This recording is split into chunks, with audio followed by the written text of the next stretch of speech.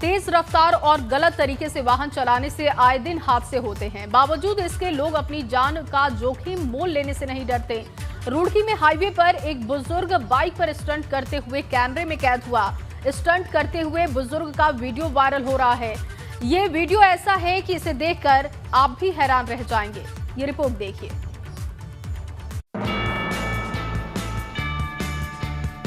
रुड़की में बाइक पर बुजुर्ग का स्टंट देखिए।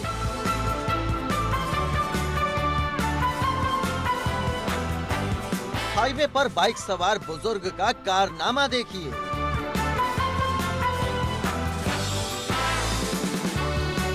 चलती बाइक पर कभी हाथ छोड़ता तो कभी खड़ा हो जाता बुजुर्ग।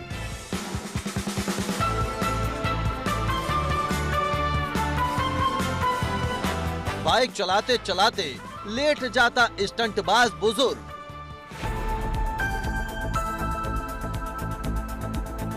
जिस उम्र में लोग बाइक पर फराटा भरने से पहले 100 बार सोचते हैं, उस उम्र में ये बुजुर्ग चलती बाइक पर गजब के कारनामे को अंजाम दे रहा है।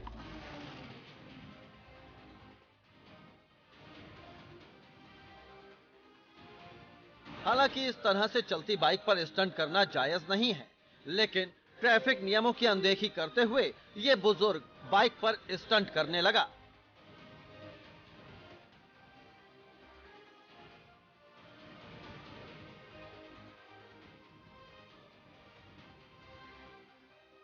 हाईवे पर चलती बाइक पर स्टंट करते हुए बुजुर्ग कभी हैंडल से हाथ हटाता तो कहीं चलती बाइक पर खड़ा हो जाता। और तो और ये फर्राटा भरती बाइक पर लेट भी जाता, जबकि आप तस्वीरों में देख सकते हैं कि सड़क पर और भी ट्रैफिक है। ऐसे में बुजुर्ग न सिर्फ अपनी बल्कि औरों की भी जान जोखिम में डाल रहा है।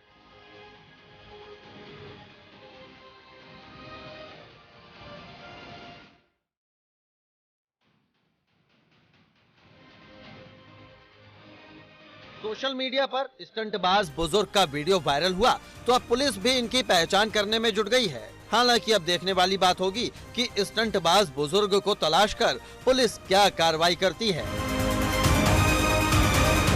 विनीत त्यागी, एबीपी गंगा, रुड़की।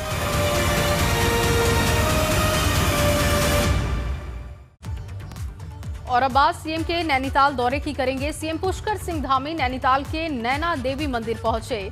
इस दौरान सीएम पुष्कर सिंह धामी ने नैना देवी की पूजा अर्चना कर राज्य की खुशहाली की कामना की है। इस मौके पर सीएम धामी ने कहा कि राज्य का एक बड़ा तबका धार्मिक पर्यटन और सामान्य पर्यटन पर निर्भर है। पर्यटन को पटरी पर लाने के लिए सरकार पूरी कोशिश कर रही है। उधर भू कानून के मुद्दे पर मुख्यमंत्री ने कहा कि इसके लिए समिति बनाई गई है। सीएम ने कहा कि सरकार वही कानून लाएगी जो कि सबके हित में हो। बहुत सारा हमारा जो जनजीवन है पूरी तरह से अस्त व्यस्त हो गया है और बहुत सारे लोगों की आजीविका उससे जुड़ी हुई है। हजारों लाखों लोग जो है यात्रा के कारण से अपना घर परिवार चलाते हैं। उसको लेकर हम लोग बहुत ज़्यादा गंभीरता से सारी चीज़ों को ले रहे हैं और हम लोगों का प्रयास पहले से रहा है। और क्योंकि माननीय न्यायालय में विचाराधीन होने के कारण से हम लोग माननीय न्यायालय में ही इसकी पैरवी कर रहे हैं। क्योंकि सभी सेंसिटिव मुद्दा है और उसमें बड़े विशेषज्ञ लोगों को रखा है। हमारा उसमें जल्दी से जल्दी प्रयास होगा कि कमेटी अपनी रिपोर्ट दे और उत्तराखंड राज्य के हित में जो सबसे अच्छा कानून हो सकता है उस कानून को चुनाव से। वहीं नैनीताल से देहरादून के लिए रवाना होने से पहले सीएम धामी हल्द्वानी पहुंचे। इस दौरान आईएसबीटी और रिंग रोड की घोषणा के बाद अभी तक कोई काम न होने पर मुख्यमंत्री पुष्कर सिंह धामी का बयान भी सामने आया है। सीएम ने कहा कि आईएसबीटी बनाना और रिंग रोड का निर्माण बीजेपी सरकार की प्राथमिकताओं में शुमार है। प्रदेश सरकार आईएसबीटी को बनाने के लिए जल्द से जल्द कार्य कर रही है। तो आईएसबीटी और रिंग रोड को लेकर सवाल पूछे जा रहे थे सरकार से कि आखिर अब तक इसका निर्माण कार्य शुरू क्यों नहीं किया गया, जिस पर मुख्यमंत्री ने बयान दिया कि ये बीजेपी की प्राथमिकताओं में शुमार प्रोजेक्ट है, इस पर जल्द ही काम शुरू किया जाएगा।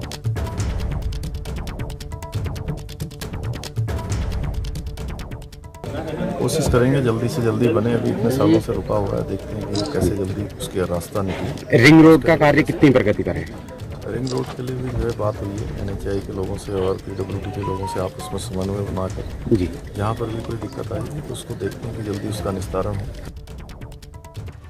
वहीं उत्तराखंड में मेट्रो की बात अब सिर्फ एक सपने जैसी हो चुकी है, जबकि मेट्रो के नाम पर सरकार ने करोड़ों खर्च भी कर दिए, लेकिन आज तक मेट्रो के नाम पर एक ईंट तक नहीं लग पाई। पिछले 4 सालों से उत्तराखंड में मेट्रो के नाम पर सिर्फ बातें हो रही हैं, लेकिन मेट्रो की कवायद कहां तक पहुंची, ये आज भी सवाल है। मेट्रो कॉरपोरेशन के कार्यालय में इस समय 28 कर्मचारी काम कर रहे हैं, जबकि कॉरपोरेशन का कार्यालय भी किराए पर है। कर्मचारियों की सैलरी, ऑफिस किराए पर समेत दूसरे खर्चों पर तकरीबन सरकार हर महीने 55 से लेकर 60 लाख रुपए खर्च करती है। इसके अलावा मेट्रो के नाम पर अलग अलग लेटेस्ट टेक्नोलॉजी की आड़ में मंत्री और अधिकारी कई विदेशी दौरे भी कर चुके हैं।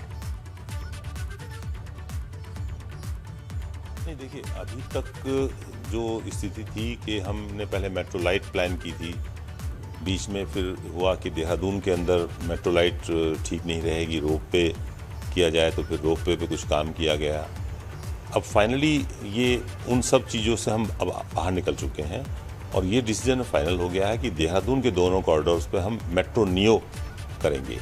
अब ये मैटर ऑफ टाइम कि शासन में वो कितना टाइम लगता है, हमें उम्मीद है कि सितंबर के एंड तक शायद कैबिनेट में हमारा अप्रूवल हो जाना चाहिए। और इसी खबर पर ज्यादा जानकारी के साथ पंकज राणा देहरादून से लाइव मौजूद हैं। पंकज, मेट्रो निर्माण को लेकर बात तो हो रही है, खर्चे भी खूब किए जा रहे हैं, विदेशी दौरे भी हो रहे हैं, लेकिन क्या तस्वीर बनती अभी दिखाई दे रही है? क्योंकि अब तो बहुत कम समय है चुनाव को, क्या उससे पहले इसका काम शुरू हो जाएगा? ऐसी स्थिति दिख रही है वहां पर?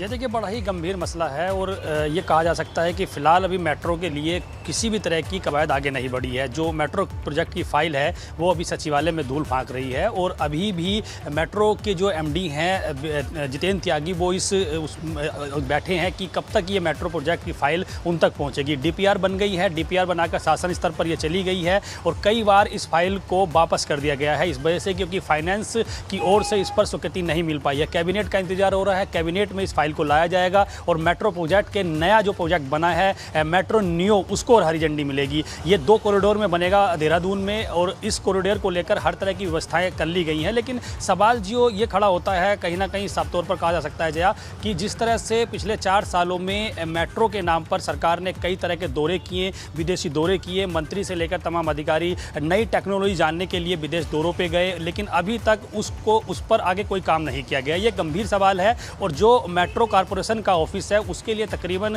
हर महीने सरकार 55 से 60 लाख रुपए खर्च कर रही है।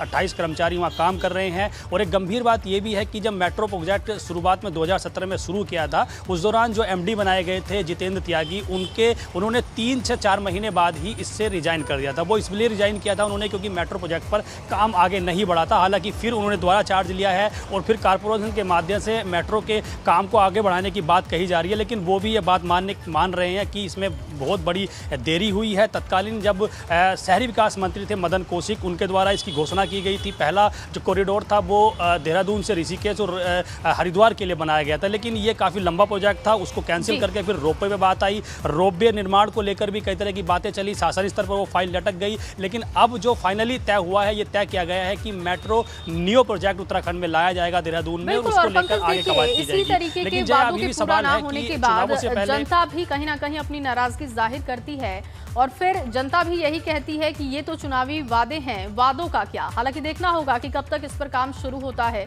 क्या इस प्रोजेक्ट को लेकर आगे की तस्वीर बनती है। बहुत शुक्रिया आपका तमाम जानकारी के लिए। मसूरी में नगर पालिका परिषद कर्मचारी संघ ने 8 सूत्रीय मांगों को लेकर प्रदर्शन किया। इनका कहना है कि नगर निकाय के कर्मचारी अपनी 8 सूत्रीय मांगों को लेकर आंदोलन पर हैं। 19 सितंबर तक अगर सरकार ने इनकी मांगों को पूरा नहीं किया तो 20 तारीख से अनिश्चितकालीन हड़ताल पर चले जाएंगे। तो अपनी मांगों को लेकर नगर पालिका के कर्मचारियों ने धरना प्रदर्शन शुरू कर दिया।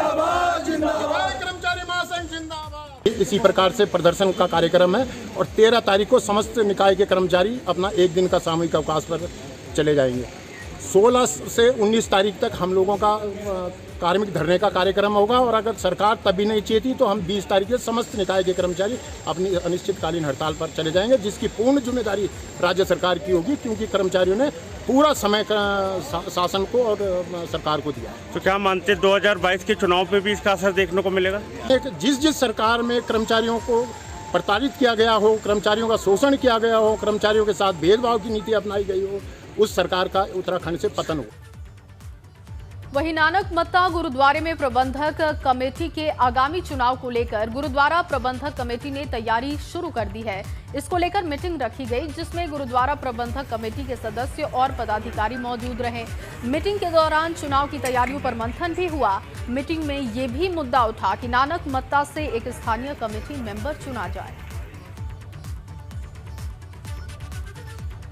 और चलिए इस बीच आपको एक बड़ी जानकारी दे दे। जोशी मठ में एक बार फिर से बद्रीनाथ हाईवे बंद हो चुका है। दरअसल पागल नाला में फिर से पानी और मलबा जमा है और इस वजह से ये हाईवे बंद हुआ है। नेशनल हाईवे पर वाहनों की लंबी कतारें हैं। 2 दिन के भीतर कई बार ये हाईवे बंद हो चुका है। बीच में से खोला भी गया था, लेकिन एक बार फिर से जानकारी मिल रही है कि यहाँ पर आवाजाही बाधित है।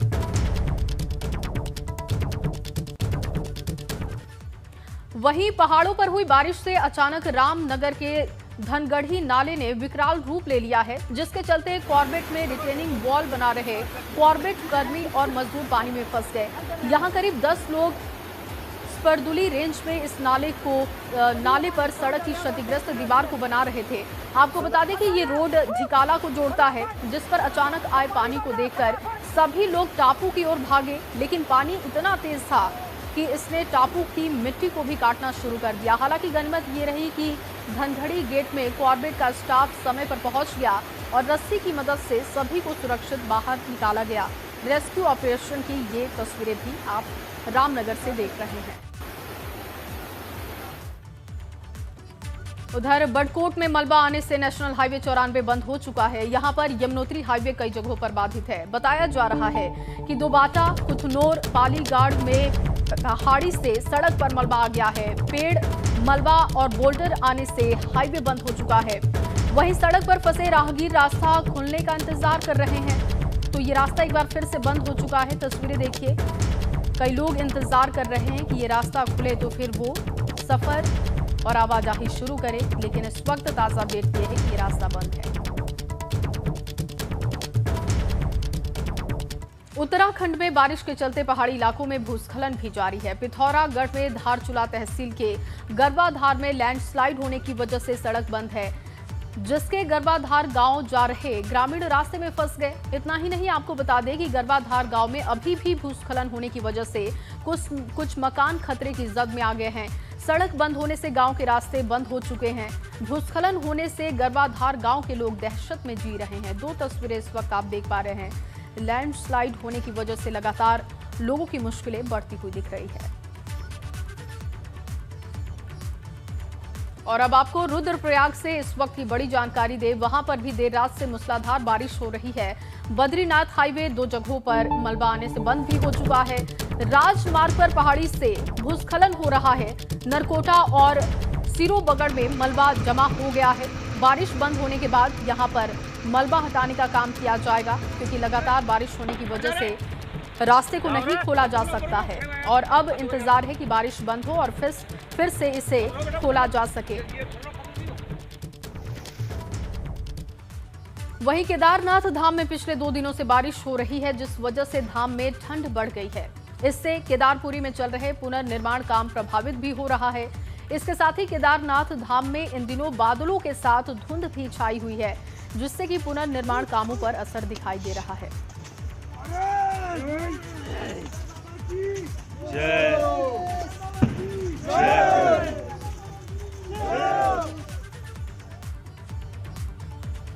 और अब खबर पौड़ी से है, जहां पौड़ी के डांडा नाग राजा क्षेत्र में पर्यटकों के ठहरने के लिए बने पर्यटन रैन बसेरे खंडहर में तब्दील हो चुके हैं।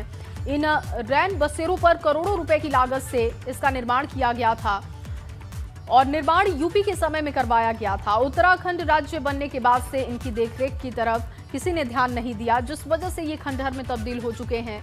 पर्यटन अधिकारी का कहना है कि जिला प्लान के तहत 14 लाख की धनराशि मंजूर की गई, जिससे कि इसकी मरम्मत काम को करवाया जा सके।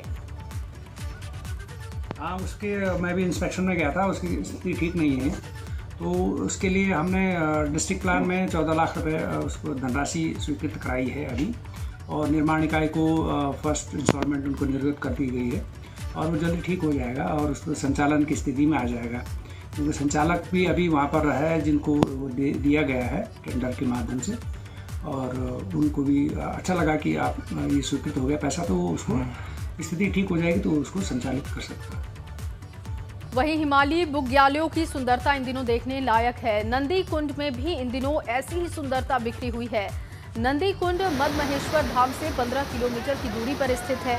नंदी कुंड के पास पावड़ बसेरा भी है। कहते हैं कि पांडवों ने यहाँ पर धान की रोपाई की थी और आज भी यहाँ पर पांडवों के अस्त्र और शस्त्र मौजूद है। नंदी कुंड अपनी सुंदरता की वजह से पहचाना जाता है और नंदी कुंड के पास का इलाका बुग्यालों से घिरा हुआ है, जहां इन दिनों ब्रह्म कमल सहित दूसरे हिमालयी पुष्प भी खिले हुए हैं। ये तस्वीरें देखिए, बहुत ही खूबसूरत नज़ारा इस वक्त नंदी कुंड के आसपास रुद्रपुर की ये तस्वीरें हैं। ब्रह्म कमल के फूल और इसके साथ ही जो हिमालयी फूल हैं वो लगातार यहाँ पर खिल रहे हैं, जिसकी वजह से इसकी सुंदरता और भी ज्यादा बढ़ गई है।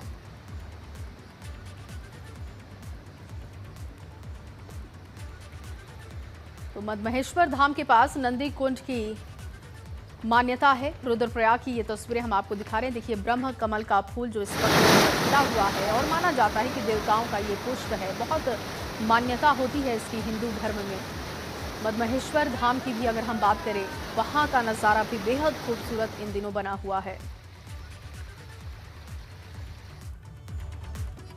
और इस बीच आपको देहरादून से बड़ी जानकारी दे, पुलिस मुख्यालय पहुंचे मुख्यमंत्री पुष्कर सिंह धामी। बड़ी खबर इस वक्त आप तक पहुंचा रहे हैं। पुलिस अधिकारियों के साथ समीक्षा बैठक शुरू हो चुकी है और पुलिस की लंबित मांगों को लेकर बैठक में चर्चा होगी। इसके साथ साथ आपको बताएं कि 2 बजे मुख्यमंत्री पुष्कर सिंह धामी प्रेस कॉन्फ्रेंस करेंगे और तमाम बातों की जानकारी देंगे। तो बेहद अहम बैठक इस वक्त शुरू हो चुकी है। ताजा अपडेट आप तक पहुंचा रहे हैं। 2 बजे मुख्यमंत्री प्रेस कॉन्फ्रेंस करके इसकी जानकारी भी देंगे कि मीटिंग में किन मुद्दों को लेकर चर्चा की गई। कैबिनेट मंत्री धन सिंह रावत का बड़ा बयान सामने आया है।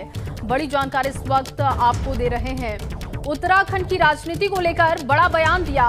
बीजेपी में कई और बड़े नेता शामिल हो सकते हैं। कल निर्दलीय विधायक प्रीतम सिंह पवार शामिल हुए थे और आज ये बड़ा बयान सामने आया है कि कई नेता शामिल हो सकते हैं। अलग अलग राजनीतिक दलों के नेता बीजेपी में शामिल हो सकते हैं। वहीं पिथौरागढ़ में मेडिकल कॉलेज की बुनियाद तक नहीं खुदी है और 1 साल पहले यहां प्रिंसिपल की नियुक्ति कर दी गई। चौंकाने वाली बात तो यह है कि प्रिंसिपल 1 साल से लोक निर्माण विभाग के विश्राम गृह में रह रहे हैं। मामला डीएम के संज्ञान में आ गया है और अब जांच कराने की बात कही जा रही है। उनके साथ बैठक करके उनका पूरा रोड मैप की कब कंस्ट्रक्शन वर्क स्टार्ट होंगे, उनको क्या इंस्ट्रक्शंस दिए गए, उन सारी चीज़ों को लेकर एक जो भी अप्रोप्रिएट एक्शन है वो लिए गए। और इस बीच आपको एक और बड़ी खबर बताएं। 15 सितंबर को मुख्यमंत्री पुष्कर सिंह धामी की अध्यक्षता में कैबिनेट की मीटिंग होने वाली है। 11 बजे सचिवालय में कैबिनेट की मीटिंग होगी और बैठक में कई विभागों की सेवा नियमावली के प्रस्ताव आ सकते हैं। इसके साथ ही आपको बता दें कि शिक्षा, स्वास्थ्य, आंगनबाड़ी, उपनल, मेडिकल फीस के भी प्रस्ताव आ सकते हैं। तो कैबिनेट मीटिंग में कई अहम प्रस्ताव आ सकते हैं। शिक्षा, स्वास्थ्य, आंगनबाड़ी, उपनल, मेडिकल फीस को लेकर प्रस्ताव आ सकते हैं इस बार कैबिनेट में। चारधाम यात्रा शुरू करने की मांग को लेकर जोशीमठ में आम आदमी पार्टी कार्यकर्ताओं ने प्रदर्शन किया। आप कार्यकर्ता पांडुकेश्वर पहुंचे, मगर इस दौरान उनकी पुलिस के साथ नोकझोंक हो गई। हंगामा बढ़ते ही पुलिस ने सख्ती भी दिखाई और आप कार्यकर्ताओं को वहां से जाना पड़ा।